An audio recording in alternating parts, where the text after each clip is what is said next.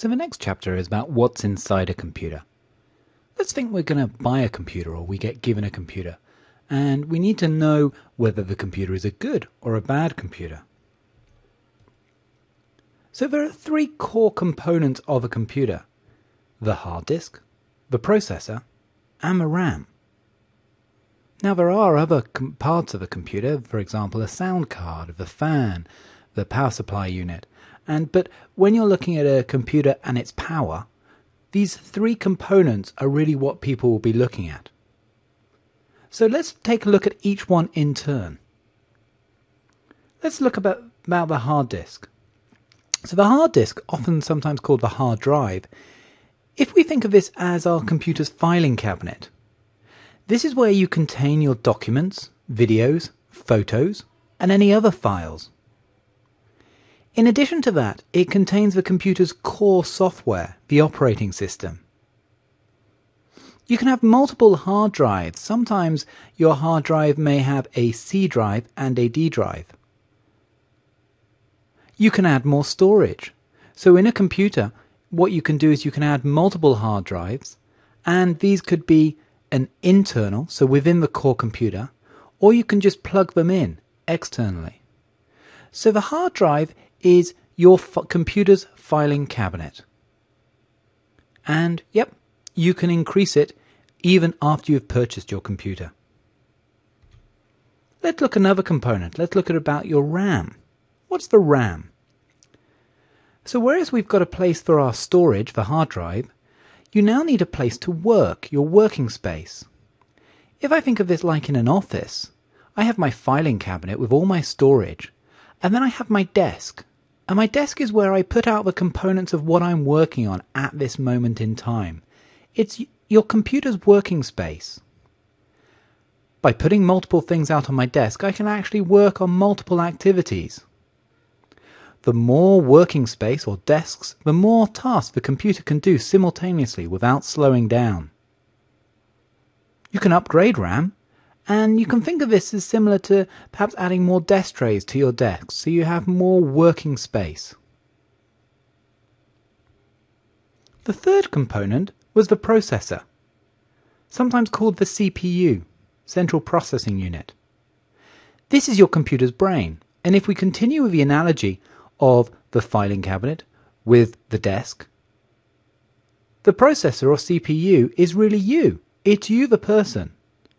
You use the filing cabinet and you use your working space.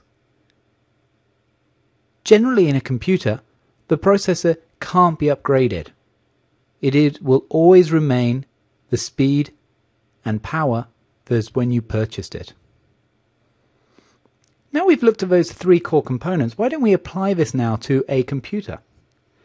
So this is a computer. It's just taken off the internet, so in April 2012. It cost about $900. The processor had a speed of 3.1 gigahertz, and that's pretty standard. The RAM was 4 gigabits, DDR3. It's expandable, and it has a disk drive of 1 terabit. So we've got a number of numbers there that tell us how good or bad that RAM, disk drive, and processor is. Let's actually look at those numbers in a little bit more detail. The units of measurement when you're talking about computers is bits and bytes. But just to confuse things a little bit different, a bit is different to a byte. On the left-hand side, let's have a look at the data storage. The data storage, this is measured in bytes.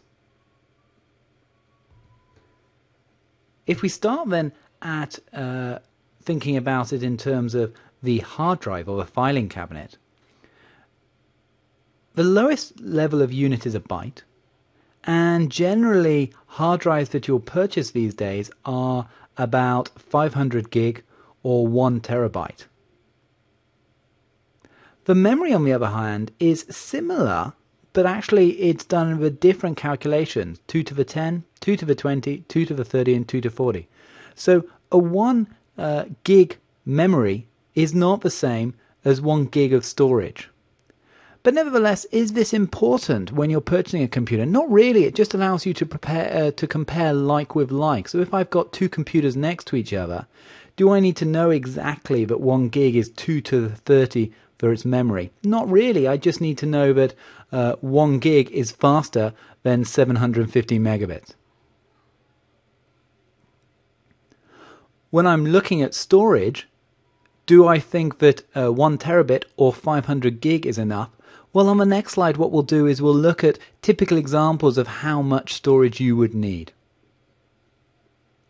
The only other comment to make is what we have done is on the right-hand side, what we have done is we've included data transfer rates. This is now when you're actually dealing with bits as opposed to bytes. When you purchase your internet plan, you are given the option and you are told that something you will be get 10 megabits per second perhaps as a speed. To put this into context, don't be misled into thinking that's the same as the storage of a memory. Those are bytes, not bits. So if I had a speed of 2 megabits per second internet plan, you're only really getting a 250 kilobyte per second plan.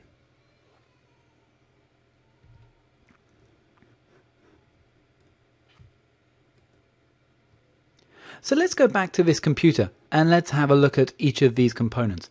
So the processor speed is 3.1 gigahertz.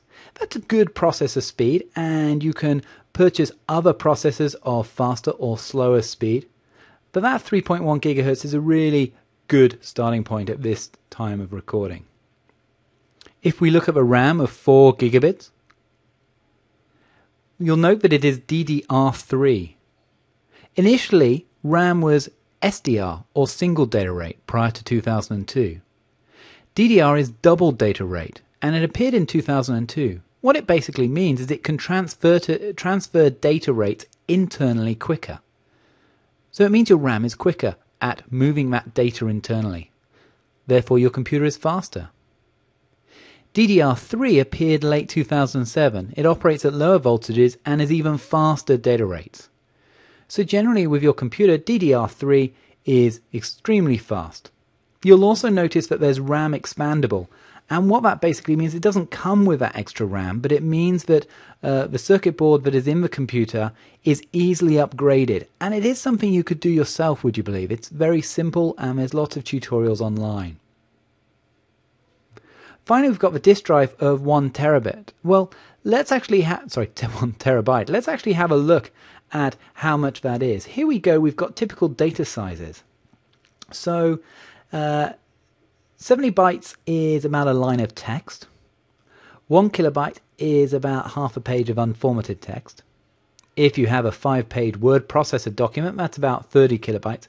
All of these are approximate, but it just gives you an idea. If I wanted 1 minute of CD quality sound, that's generally 1 megabyte. And also 1 megabyte is about a 4 megapixel JPEG photo. Finally, 700 megabytes is normally what a 2-hour TV program is if you download it from a BBC iPlayer website, and at the same time that's also the maximum amount you can put on a CD-ROM. These numbers are not fixed, these numbers are approximate values. As compression rates improve, and there are more tricks to actually reduce these numbers, but it does give you a good starting point. So if a 2-hour TV program is about 700 megabits, if I got a 1 terabit drive, well, that's a lot of TV programs, more than I could certainly watch. So that would more than satisfy any things that I require. So in summary, the 3 core components. We have the hard disk, which is like our filing cabinet. We have our RAM, and that's like our working space for our computer. And then finally we have the processor, which is the brain. The hard disk and the RAM can all be upgraded, and the processor, generally, when the computer is made, that is all the processor will ever be.